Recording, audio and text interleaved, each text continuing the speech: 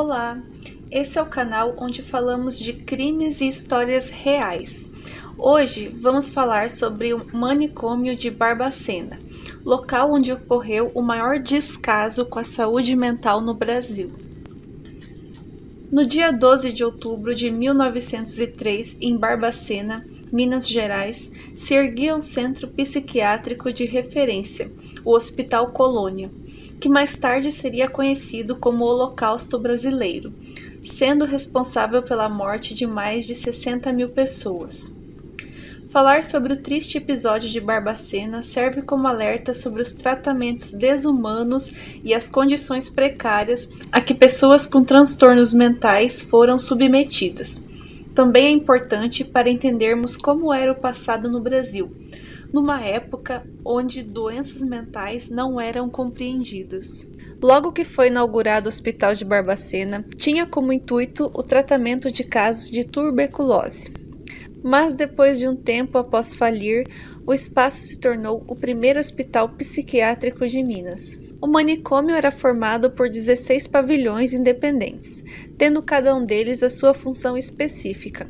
Pavilhão Zoroastro Passos, para mulheres indigentes, Pavilhão Antônio Carlos, para homens indigentes, Pavilhão Afonso Pena, Pavilhão Milton Campos, Pavilhão Rodrigues Caldas e Pavilhão Júlio Moura. A falta de critério médico para as internações era rotina, especialmente em um lugar onde tudo era padronizado, até mesmo os diagnósticos. Cerca de 70% das pessoas que buscavam ajuda não estavam lidando com doenças mentais. Elas simplesmente eram diferentes ou representavam alguma ameaça para a ordem estabelecida. Por isso, o Colônia se tornou o destino de pessoas que não eram bem-vindas: desafetos, homossexuais, ativistas políticos, mães solteiras, alcoólatras, mendigos, negros, pobres, pessoas sem documentos e todo tipo de indivíduo considerado indesejável, até mesmo aqueles rotulados como insanos. Pessoas de todas as idades, inocentes de diversos cantos do país, eram levados até lá. Chegavam em grupos, muitas vezes em carros de polícia ou nos famosos trens de doido, e com isso o local ficava cada vez mais abarrotado. A chegada dos trens se tornava um espetáculo para quem observava, revelando diariamente o tipo de carga que os vagões transportavam. Pessoas de todas as origens que, ao chegarem às estações, perdiam imediatamente a sua liberdade. Algumas tentavam fugir pelos trilhos, arriscando a própria vida ali mesmo. Era uma realidade dura e assustadora para muitos. Ao chegarem na estação do Colônia, os novatos eram encaminhados para o setor de triagem. Lá eram separados por sexo, idade e características físicas. Tinham que entregar todos os pertences, mesmo que fossem poucos, incluindo roupas e sapatos. Esse momento era constrangedor, especialmente para as mulheres. Muitas delas desabavam em lágrimas diante da humilhação de ficarem nuas em público. Todos eram levados para o banho coletivo, que muitas vezes era gelado. Os homens ainda tinham seus cabelos raspados, mais uma forma de tirar qualquer identidade ou individualidade. Era um processo desumano e humilhante que marcava o início de uma experiência angustiante. Crianças eram destinadas à ala infantil, mas ainda assim sofriam os mesmos descasos que os demais internos. As mulheres eram destinadas para os pavilhões Crispim e Zoroastro Passos. Esse era ocupado por aquelas que eram consideradas indigentes. Os homens eram destinados ao pavilhão Afonso Pena, Arthur Bernardes, Noraldino Lima e Milton Campos. Para esse último, eram conduzidos homens em condições físicas para o trabalho. Dentro do asilo, os trabalhadores geravam renda, mas nunca para eles mesmos. No ano de 1916, o lucro movimentou quase 50% da receita da instituição. Muitas mulheres também trabalhavam de forma não remunerada, em serviços manuais e na cozinha. Em questão de capacidade de internos, 200 pessoas caberiam ali. Porém, a partir dos anos 1930, o local projetado para 200 pessoas passava a ter 5.000 internos. Por essa razão, um quadro de extrema penúria e desumanidade se instaurou. Não havia leitos para todos.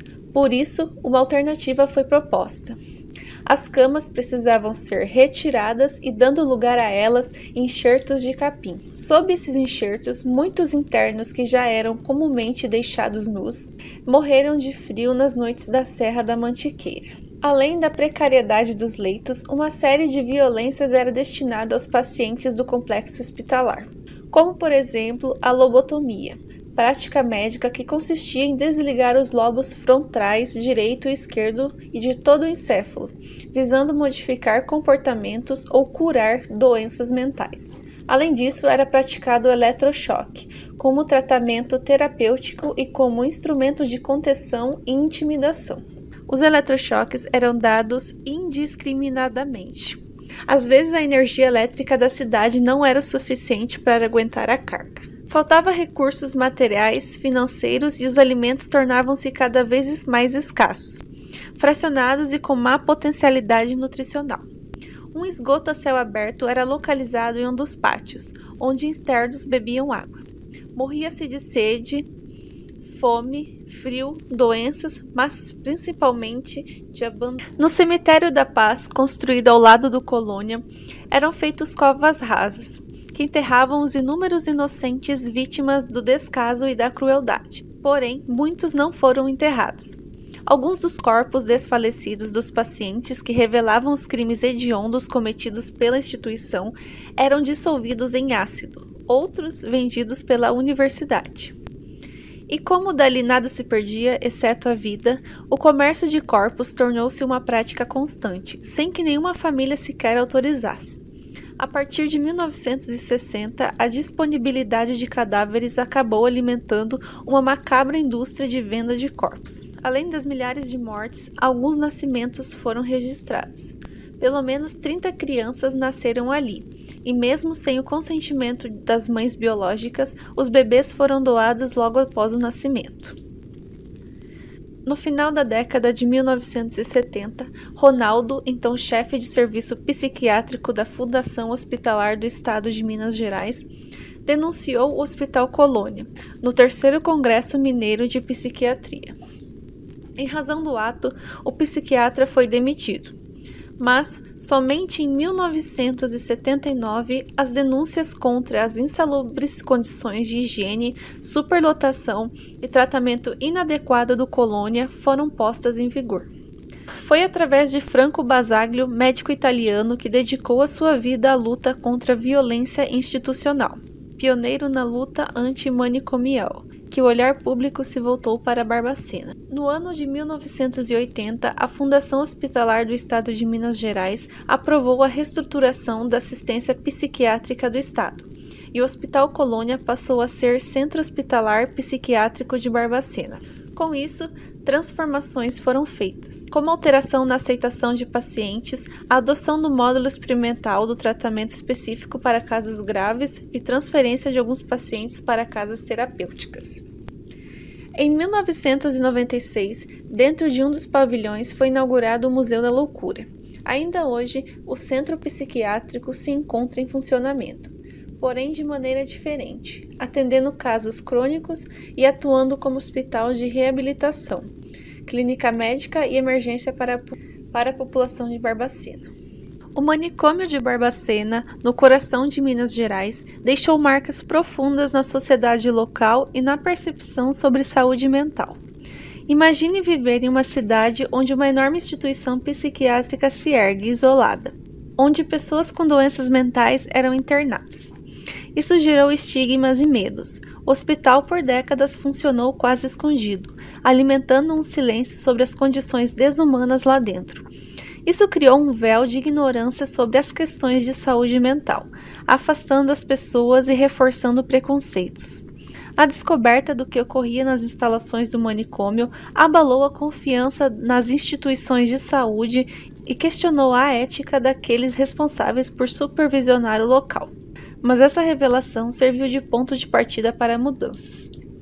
A conscientização gerada por essa história sombria impulsionou debates sobre direitos aos pacientes, sobre políticas de tratamento mais humanizadas.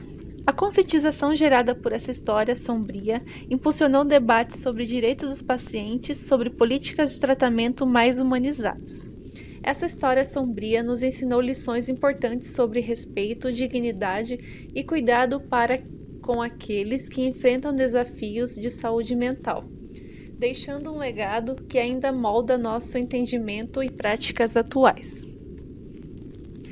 Se você gostou desse vídeo e quer acompanhar mais histórias de crimes reais, não deixe de se inscrever no nosso canal e curtir esse vídeo. Deixe aqui nos comentários se você já ouviu falar dessa história e histórias que gostaria de ver por aqui. Beijos e até a próxima!